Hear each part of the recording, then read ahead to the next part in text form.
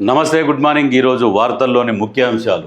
రిజర్వేషన్ల జీవోపై high court stay, ప్రభుత్వానికి counter దాఖలుకు 4 వారాల గడువు, పిటిషనర్లకు ఆ తర్వాత మరో 2 వారాల సమయం, నిలిచిపోయిన స్థానిక సంస్థల ఎన్నికలు, బీజేపీ బీఆర్ఎస్ కారణమన్న మంత్రులు, గడువు వల్లే జీవో, బీఆర్ఎస్ నిందలు తగదు, ప్రభుత్వం చిత్తశుద్ధితో పనిచేసింది, డిప్యూటీ సీఎం బట్టి విక్రమార్క, సీలింగ్ క్యాప్తోనే సమస్య, బీఆర్ఎస్ హయాంలో విధింపు, కామారెడ్డి డిక్లరేషన్ను అమలు చేసి తీరుతాం, పీసీసీ చీఫ్ మహేష్ కుమార్ గౌడ్, 42% పక్కా, వెనక్కు తగ్గేది లేదు, ఇచ్చిన మాటకు కట్టుబడి ఉన్నాం, మంత్రి వాకిటి శ్రీహరి, స్టే ఊహించలేదు, బీసీలకు 42%పై కట్టుబడి ఉన్నాం, బీఆర్ఎస్ బీజేపీలు ఎందుకు ఇంప్లీడ్ కాలేదు, మంత్రి పొన్నం ప్రభాకర్ నిలదీత. వాస్తవానికి వీళ్ళేమో రిజర్వేషన్లు బీసీలకు మేలు చేయాలి, న్యాయం చేయాలన్న దిశగా కాంగ్రెస్ ప్రభుత్వం పనిచేస్తుంది. మరి దీనికి కనీసం సప్పుడన్నా, కనీసం వెంటనన్నా ఉంటున్నారా అంటే అది కూడా లేదు. ఇక్కడనేమేమంటూ ఢిల్లీలో కొట్లాడదాం, బీఆర్ఎస్ ఎల్లప్పుడూ సిద్ధమే, రిజర్వేషన్లపై కాంగ్రెస్ నాటకాలు ఆపాలని హరీష్ రావు మాట్లాడుతుండ్రు. మరి ఢిల్లీలో కొట్లాడదామన్నప్పుడు నిన్ను ఎవరు ఆపిర్రు? పోయి కొట్లాడాల్సిందే. ఎందుకు ఇప్పుడు మీరేమో ఇక్కడ నుంచేమో పిటిషన్లు వేపిస్తారు స్టే కొరకు, ఇవన్నీ వేపించేసి మళ్ళీ మీదికెళ్ళేమో ఢిల్లీలో కొట్లాడదాం. మరి ఎవడు స్టే చేసినోడు ఎవడు? ఇగో తప్పంతా మీదే, బీజేపీని బదనాం చేయొద్దు, వెంటనే సుప్రీంకోర్టుకు వెళ్ళండి. బీజేపీ రాష్ట్ర అధ్యక్షుడు రామచంద్రరావు సుప్రీంకోర్టుకు వెళ్ళండి అని సలహాలు ఇస్తున్నారు. మరి అధికారంలో ఉన్నది కేంద్రంలో బీజేపీ పార్టీనే కదా, మరి ఎందుకు సపోర్ట్ చేస్తలేరు? మరి ఇవన్నీ చేస్తున్నప్పుడు బీసీ ప్రజలు అన్నీ గమనిస్తూనే ఉంటారు. ఇక్కడ వీళ్ళు అంటున్నారు బీజేపీదే బాధ్యత, రిజర్వేషన్లపై కేంద్రం జాప్యం తగదు, రాష్ట్ర బీజేపీ నాయకులు చొరవ చూపాలి, సిపిఐ ఎమ్మెల్యే కూనంనేని సాంబశివరావు, పాపం బీజేపీదే, బీసీ రిజర్వేషన్లకు బీజేపీ వ్యతిరేకం, ఆ పార్టీని గద్దె దింపితేనే సాధ్యం, సిపిఎం రాష్ట్ర కార్యదర్శి జాన్ వెస్లీ, మా సత్తా చూపిస్తాం, న్యాయపరమైన రిజర్వేషన్లు సాధించుకుంటాం, బీసీలకు పదవులు దక్కుతుంటే ఓర్వలేరా, బీసీ నాయకుడు ఆర్ కృష్ణయ్య. అంటే ఇంతమంది సరే, వీళ్ళ ఇప్పుడు 52%, 54% బీసీలు ఉన్నారు. బీసీలను కాదని వీళ్ళు ఏం సాధిస్తారో చూద్దాం. బీసీల రిజర్వేషన్లకు అడ్డుకట్ట వేస్తున్నారు కదా, అడ్డుపుల్లు వేస్తున్నారు కదా, ఉన్నది మొత్తం ఇక వీళ్ళు అగ్రకులస్తులే కాబట్టి బీసీలకు ఖచ్చితంగా వీళ్ళు వ్యతిరేకంగానే. కాంగ్రెస్ పార్టీలో రేవంత్ రెడ్డి అగ్రకులస్తుడైనా కానీ సరే, బీసీలకు న్యాయపరంగా వాళ్ళకు దక్కాల్సిన వాటా దక్కాలని చెప్పేసి బీసీ రిజర్వేషన్కు మేము సహకరిస్తాం, 42% సాధించి తీరుతామని చెప్పేసి కొట్లాడుతుంటే దానికి మద్దతు ఇవ్వకుండా వీళ్ళు పిటిషన్లు వేసుడు. మళ్ళీ వీళ్ళు దమ్ముంటే మరి వీళ్ళే ముందరికి వచ్చి కొట్లాడాలి కదా, కొట్లాడారు. ఇప్పుడు ఏంది మరి, వాట్ నెక్స్ట్? లీగల్ టీంతో ప్రభుత్వ చర్చలు, ఉత్కంఠంగా మారిన రిజర్వేషన్ల ప్రక్రియ, కోర్టు ఆదేశాలు పాటిస్తామన్న ఎన్నికల సంఘం, ప్రభుత్వ ఆదేశాల కోసం పంచాయతీ రాజ్ ఎదురుచూపు, మళ్లీ గ్రామ వార్డు నుంచి జడ్పీ వరకు రిజర్వేషన్ల ప్రక్రియ, ఆశావాహుల్లో నిరాశ, బీసీల్లో ఆందోళన. దీనివల్ల ఏమవుతుందంటే ఇప్పుడు పార్టీ పరంగా 42% ఇస్తుంది పార్టీ, ఇచ్చినప్పుడు కొన్ని సమస్యలు ఎదురవుతాయి. ఎక్కడైతే బీసీలు ఉంటారో మళ్ళీ వాళ్ళు ఆర్థికంగా బలంగా లేరనుకో, అక్కడ మిగతా పార్టీ వాళ్ళు ఓసీలకు ఇస్తారు. ఇచ్చినప్పుడు వాళ్ళు ఆర్థికంగా బలంగా ఉన్నప్పుడు వీళ్ళ ఓడిపోవడం ఈజీ అవుతుంది కదా, ఇబ్బంది అవుతుంది కదా వీళ్ళకు, బీసీలకు. ఇట్లా కొంత ఆలోచన చేసి కాంగ్రెస్ ప్రభుత్వం కూడా ఎక్కడనైతే బీసీలకు రిజర్వేషన్లు కేటాయిస్తుందో పార్టీ పరంగా, అక్కడ బలమైన అభ్యర్థులు, స్థానికంగా కానీ ఆర్థికంగా జనాల్లో కానీ బలంగా ఉన్న అభ్యర్థులని కేటాయించే దిశగా పనిచేయాలి. మిగతా వాళ్ళని ఎదుర్కొనేంత శక్తిగా ఉన్న నాయకులని అక్కడ కేటాయిస్తే ఈజీ ఉంటుంది, ఛాన్స్, గెలుపు అవకాశాలు ఎక్కువ ఉంటాయి. దీని మీద కూడా దృష్టి పెట్టాలి. అంటే క్యాండిడేట్ని నిలబెట్టే దగ్గర దృష్టి పెట్టాలి. ఆ దృష్టి పెట్టి ఆ రకంగా రిజర్వేషన్లు ఇస్తే బాగుంటుంది. ఇలా నామినేషన్లు అలా వాయిదా. పొద్దున జిల్లాల్లో నోటిఫికేషన్ జారీ చేసిన ఎన్నికల అధికారులు, ఎంపీటీసీలకు 103, జెడ్పీటీసీలకు 16 నామినేషన్లు దాఖలు. కోర్టు స్టేతో నిలిచిన ఎన్నికల ప్రక్రియ, ఆశావాహుల్లో నిరాశ, హైకోర్టు ఆదేశాల ప్రకారం వ్యవహరిస్తామని ఎస్ఈసి ప్రకటన, స్టేట్ చీఫ్ ఎలక్షన్ కమిషన్ ప్రకటించింది. కరెక్టే, కానీ ఈ పాపం మూట కట్టుకున్నది బీసీల రిజర్వేషన్ గురించి ఈ పిటిషన్ వేసి ఎంతసేపటికి బీసీలకు రిజర్వేషన్ దక్కొద్దు అన్న ఈ ఒక్క కుట్రతో చేసిన వీళ్ళు ఉన్నారు కదా, బీఆర్ఎస్ అండ్ బీజేపీ, వీళ్ళని మాత్రం ఖచ్చితంగా బొందబెట్టాలి. ప్రజలారా ఆలోచించుకోండి ఒకసారి. వీళ్ళు మాట్లాడతారు కాంగ్రెస్ మోసం, చిత్తశుద్ధి ఉంటే ఢిల్లీ వేదికగా కొట్లాడాలి, బీఆర్ఎస్ తరఫున మేము వస్తాం హరీష్ రావు. ఇప్పుడెందుకు? ఇప్పుడు ఇక్కడ కోర్టులో ఇప్పుడు వాళ్ళు స్టే ఇచ్చిరని చెప్పేసి ఇప్పుడు వస్తామని ముందరికి వస్తున్నారు.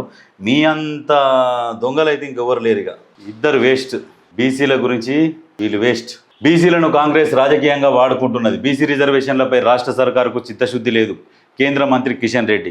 సరే, రాష్ట్ర సర్కారుకు చిత్తశుద్ధి లేదు, మరి మీకు చిత్తశుద్ధి ఉంటే మరి మీరు కొట్లాడండి. మీదే కదా ప్రభుత్వం, మీరు కొట్లాడితే ఎవరన్నా వద్దంటారా? మీరు కొట్లాడండి, మీరు కొట్లాడరు, మళ్ళీ కొట్లాడేటోళ్ళ మీద బురద జల్లుతారు. ఎట్లా కిషన్ రెడ్డి గారు?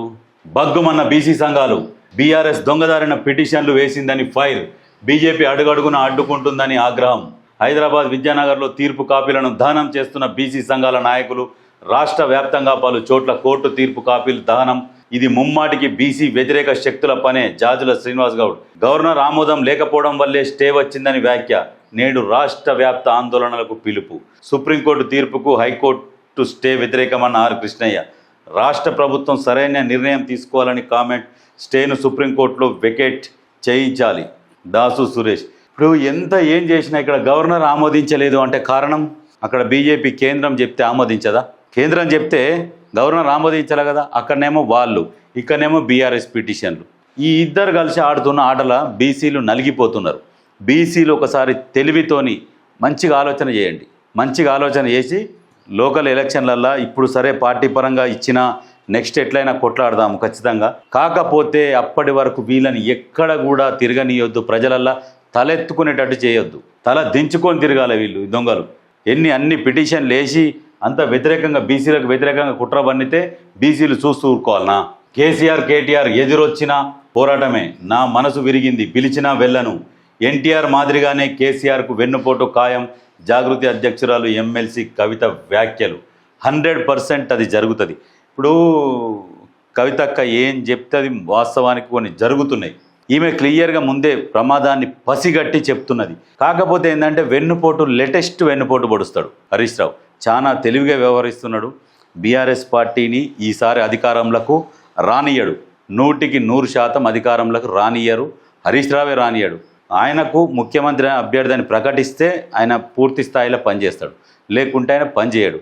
అదిగాక ప్రజలలో పూర్తిగా వ్యతిరేకత ఉన్నది. బీఆర్ఎస్ వాళ్ళు మొత్తం వచ్చేసి కవితక్క సైడ్ అయిపోయారు. చాలా వరకు కార్యకర్తలు మొత్తము ఇప్పుడు ఈమె ప్రెస్ మీట్ పెట్టినా ఎక్కడికన్నా పోయినా కానీ జనాలు ఈమె చుట్టూ ఎక్కువ కనపడుతున్నారు, కేటీఆర్ చుట్టూ తక్కువ కనపడుతున్నారు. కేటీఆర్ చుట్టూ కనబడేటోళ్ళు ఎవరంటే రెగ్యులర్గా కనబడేటోళ్ళే కనబడుతున్నారు. ఏ ఏరియా పోతే ఆ ఏరియా కార్యకర్తలు కానీ వాళ్ళు వస్తలేరు. ఈ నెమ్మటి తిరిగి రెగ్యులర్గా ఉండేటోళ్ళే కేటీఆర్ ఎంబడి కనబడుతారు. ఇప్పుడు అదే కవిత ఎక్కడికి పోయినా కానీ అక్కడ ఉన్న బీఆర్ఎస్ కార్యకర్తలు, అక్కడ ఉన్న నాయకులే కవిత ఎంబడి తిరుగుతున్నారు. ఇది మంచిగా చెప్తున్నది క్లియర్గా. పక్కా వెన్నుపోటు పొడుస్తాడు హరీష్ రావు అని. ఇంకా అర్థం చేసుకోకుంటే, ఇంకా నిద్రలనే ఉంటే వాళ్ళ కర్మ, కేటీఆర్ కర్మ అంతే. కేటీఆర్కి ఏంటంటే భయం. రాజకీయంగా నేను ఒక్కని కొట్లాడలేను, హరీష్ రావు ఉంటేనే కొట్లాడతానేది హరీష్ రావు మీద డిపెండ్ అయ్యి ఉన్నాడు.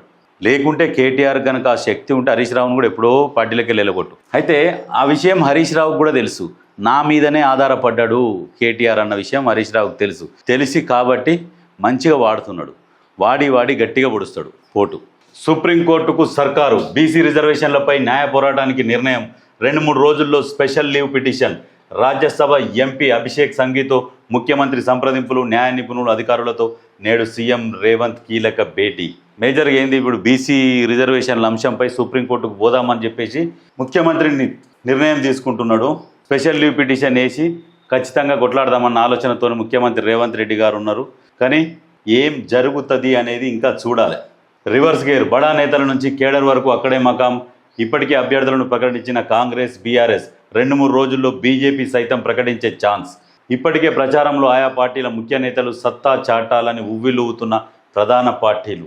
ఏ ప్రధాన పార్టీలు ఉవ్విలూవుతున్నా ఈసారి కాంగ్రెస్ పార్టీకే పట్టం కడతారు. నెక్స్ట్ కూడా కాంగ్రెస్ పార్టీకే పట్టం కడతారు. ఎందుకంటే బీసీల కోసం పోరాటం చేస్తున్నది, ఫైట్ చేస్తున్నది. ఏ దురుద్దేశంతో కూడా కాదు, లీగల్గా కొట్లాడుతున్నది. అయినా కానీ ప్రతిపక్షాలు సహకరిస్తలేదు. దరిద్రం అది. బీసీలు కలిసి ఉండాలి. బీసీలు కలిసి ఉంటే ఏదైనా సాధ్యం. ఈసారి ఈ కింద ఉన్న ఈ పార్టీలను బొంద పెడితే కానీ వాళ్ళకు బుద్ధి రాదు.